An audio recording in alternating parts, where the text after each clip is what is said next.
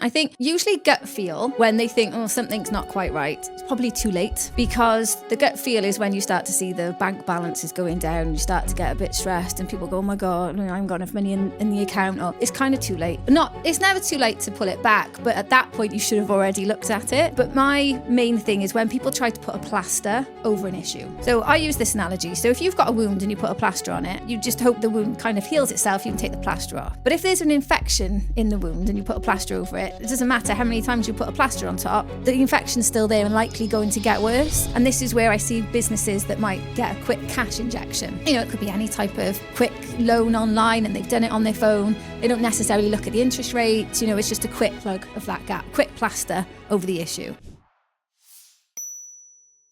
Hello and welcome to the Business Finance Podcast. I'm lucky enough to be joined by the amazing Alexis today. It's great to have you on today. Thank you. Thanks for having me. I'm excited. Good. Yeah, it'd be great for our viewers to know a little bit about Blackline, how you help clients and how they can benefit from it themselves maybe. So a good place to start would be, can you give us an overview of Blackline Consultancy and how you work with clients? Yeah, perfect. Okay, so a lot of founders and business owners, they're usually in the weeds. This is how I describe it. So they're in the weeds and they're emotionally attached to their business. It's something they've grown from scratch. So there's a lot of emotion tied there.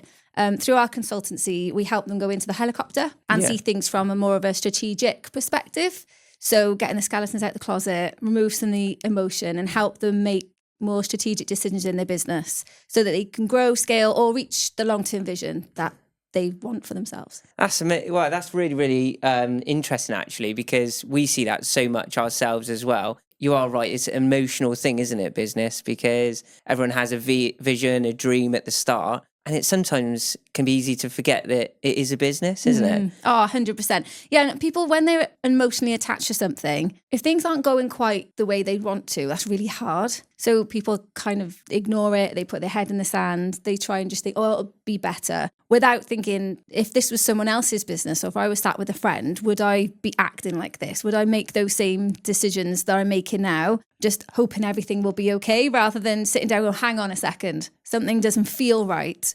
Let's really strip it apart and see what's not working. But a lot of people just don't know what they don't know as well. They start the business because they love that trade or that product. They've got a passion, they've got an ambition. So you just start and all of a sudden it snowballs, and then you get to a point where you go, hang on a second, what's next? Like, how did I get here? Yeah. How do I get to the next bit? And that, I find that bit is the struggle. Yeah, going from like a startup into an actual sort of SME business where they may have staff, I guess, and these other challenges that they never even thought about. Yeah, definitely. And the business landscape changes so quickly. I mean, at the moment as well, my goodness, it's changing so fast with lots of different regulatory changes, new government in, and they've made some changes, AI, I could go on. So even if the business itself is doing really well, the things around us are changing all the time. And it's how do you maneuver your business to make sure it's got a future when you are also emotionally tied to something that used to work. Yeah. And when you go into a business and say you're sat with a business owner and they say, Alexis, I need your help and I really think you can help my business grow. What would you say like the first thing is that you work with them on? Yeah, I look at the founder first. It's really important to get to know the person who's behind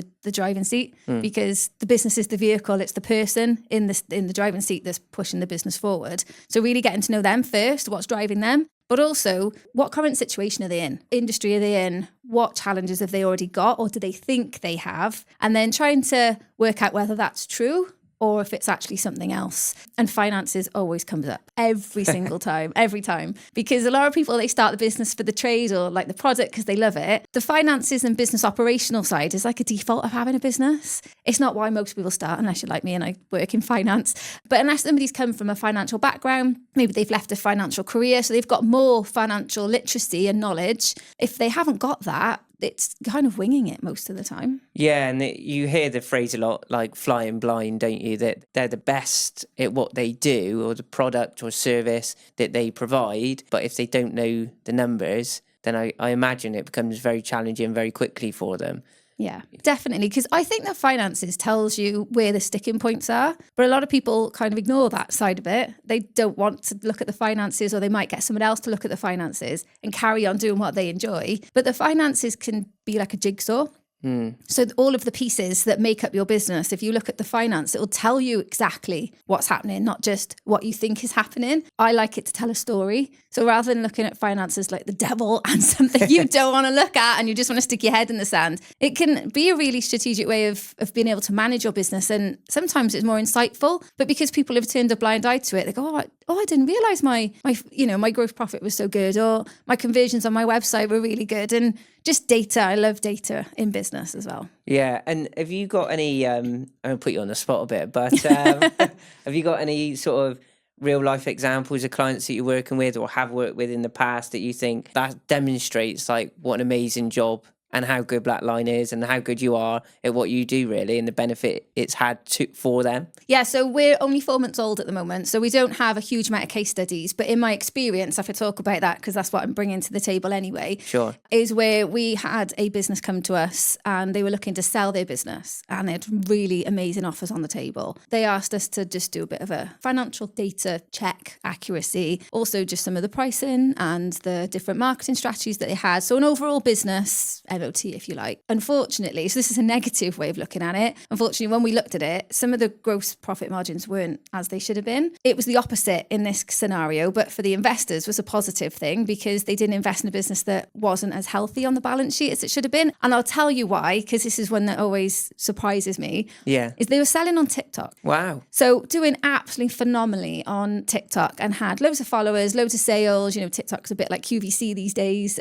which is a great marketing platform for retail businesses, but they take a lot of fees. And just because it was sat in the wrong place in their reporting made a massive difference to their gross profit, and the rest there was other things as well, but it kind of came tumbling down a little bit. But on the flip side, we've also worked with some businesses. So we're working with a retail company at the moment that is brand new. They've got their product. We're really excited. They're looking to hit 6 figures in their first 12 months. Blimey. So we're looking at their marketing channels. We're looking at their gross profit. It's really healthy. Their fulfillment. When the sales inevitably grow, the foundations that they've built for the business and the fulfillment can grow with it, because that's another challenge. People want to grow. I want to grow. I want to scale. I want to make more money, which is amazing, but they haven't got the fundamentals at the bottom that will survive and will allow them to grow. So we have to do that as well. That is a really valid point, because you can almost become busy fools, can't you? Because if they're not making that gross profit margin, then they could sell all the products or the service that they provide. They may not even make money at the end of it. Yeah. And we hear that a lot ourselves, that, people get obsessed by turnover, don't they? And actually is winning the right jobs at the right times, which are going to make you the margin, isn't it? Yeah. And having that visibility of the numbers, I imagine, is instrumental, isn't it? Oh, I was going to say, yeah. Well, people get really excited about their turnover and their sales, and they might absolutely love one of their products, that they want to sell. But when you look at their overall suite of products, that might be the lowest profit margin. But because the founder loves it so much, they push it forward. Even if somebody else came in and went, hang on a sec, why are you pushing that one when this one is a clear winner? Why aren't you pushing this one? It's because of the emotional involvement sometimes. Well, yeah, I've seen that firsthand, that people get, like you said, so emotionally attached, because it can be for a variety of reasons. But yeah, knowing the numbers is absolutely key. With businesses as well that you work with or have worked with in the past, when would you say the right time is for them to invest and seek funding? Yeah, such a good question. I think usually gut feel, when they think, something's not quite right, it's probably too late, because the gut feel is when you start to see the bank balances going down, you start to get a bit stressed and people go, oh my God, I haven't got enough money in the account, or it's kind of too late.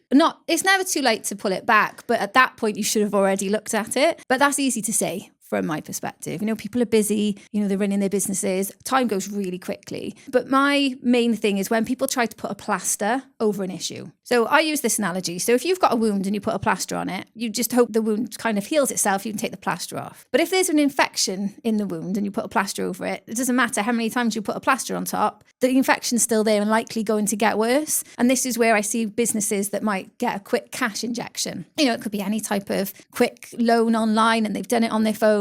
They don't necessarily look at the interest rate. It's just a quick plug of that gap, quick plaster over the issue. But the time then happens where they need another plaster, and then they've got all of this debt to service and the interest rates are really high. Instead of strategically looking at their financial needs and their funding and then what options are out there, because then when they've taken out so many other cash advances or, different types of debt without really thinking about it, they're no longer attractive to really good offers. So if somebody's trying to grow or they looking at their financial data thinking, okay, we haven't got a huge amount of runway or there's a cash flow issue coming down the line in 3 months' time, that's the time you go, right, let's go out and see in the market who's available. What can we fund? What could we borrow money against? Because you're going to be in a much more powerful position than when you've stuck all these plasters on and the infection's really big. I don't know if that's a good analogy, but I like to think of it like that. I love it. Yeah, that is a fantastic analogy because, well, I wish I had you by the side of me every day, to be honest, because that is so right, isn't it? That people, they'll do a thing called loan stacking, won't they? Like you said, and they'll take one loan and it might be 10%, and by the time they've taken the third loan it will go all the way up to 20%, and it's only going to go one way, isn't it? And if they can, I suppose, have that forecasting, which you can assist with it as well, I presume. Yeah, absolutely. So cash flow forecasting and also growth forecasting, because if you're in the now and you know what's coming up, that's a really great position to be in. So all businesses should kind of be there anyway. And if they're not, you can always fix that, But if you want to grow, what does that look like? Do you need to take on staff? We've got minimum wage that goes up every April. Have you factored that in? We've got, other costs around, software companies usually put their costs up, exporting, importing. We've got all of these other things that add on when you are looking to grow. And have people considered that? Or are they only looking at their existing position and thinking, oh, I can grow, without really thinking about all the stuff we talked about with business landscape? Yeah. Well, it is looking forward and importing, exporting. We forget that we're an island, aren't we, really? So everything's got to come in or potentially go out the country if they're exporting as well. Knowing those numbers and the margins and looking ahead as much as we can, because the landscape is going to change. You're absolutely right, especially with minimum wage ever increasing as well, and hospitality. That's been really affected, isn't it? Yeah. And also, the one thing as well people don't factor in is getting somebody else into the business. Because if you love what you do and you want to stay doing that, eventually as the business grows, you're going to need someone else to look after all of the business side of things that you don't want to do. And that can cost money. So how are you going to fund that? How are you going to afford somebody else to come in? And it might be, I call debt, good debt and bad debt, right? So we got really good debt where you're looking to grow, looking to scale. You've got options. You can go out there and get some really good funding deals where you can grow the business. There's good debt. You know it's there for a purpose. You can service it. And it's a short-term pain for long-term gain, right?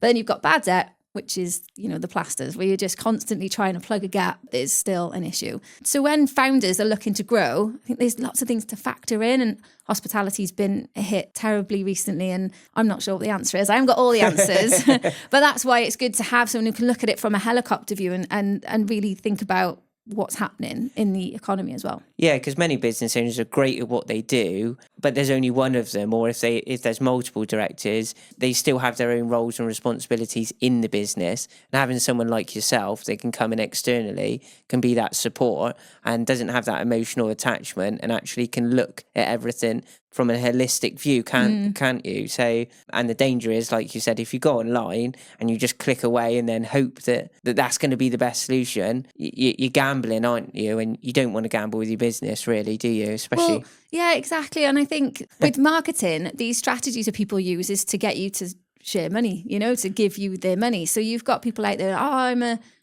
business coach and I can help you get to 6 figures or whatever it might be. But do they know people that you could introduce to get the right funding deals? Do they, little black book of contacts like, oh, do you know what? Maybe this person would be good for you, or come to this networking event. It's those bits that I think would be missing out if you don't have the right person on your board. You can have non-exec directors, but it doesn't have to be that formal, especially for some businesses. They just want someone they can rely on, that can hold them accountable, be a good sounding board, because you don't want to talk to your team about it necessarily. You need someone else. So you don't want to bring your problems to the team. You just need someone impartial to give you an honest piece of feedback. That is, yeah, because many business owners, especially if they run their business on their own, they can almost, I imagine, become a bit stir crazy because they have no one to bounce those ideas off of.